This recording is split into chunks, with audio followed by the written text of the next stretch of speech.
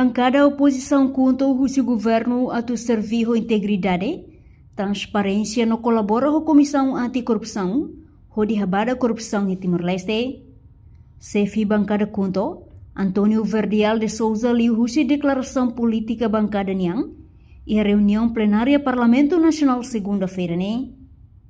Governo deve servir a integridade, magnudar fundação no transparência preço, nebe fixo liu husi ação concreta, nomeadamente apoio e colaboração com a Comissão Anticorrupção, onde abada espaço para corrupção.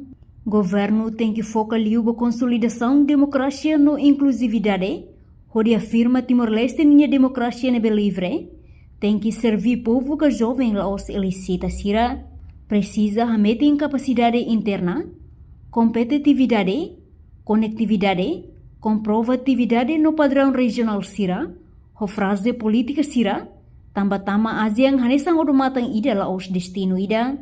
Kunto mos recomenda banono governo a tocar meeting lefuan savi, unidade, acontabilidade progresso.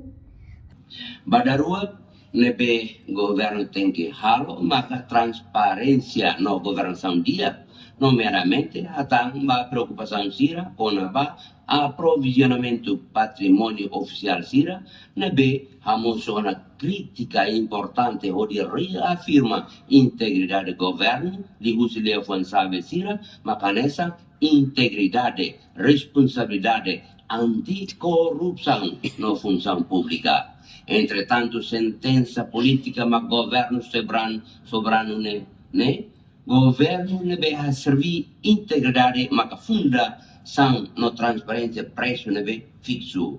Li usi ação concreta, numeramente apoio e colaboração com Comissão Anticorrupção onde habada espaço para corrupção. Buat tolo nebe governo tem que focar maka consolidação democracia no inclusividade onde afirma kata Timor-Leste ninha democracia nebe livre tem que servir povo que jovem lalos elitista sira. Reportagem Epifânia de Carvalho, Televisão Timor Post.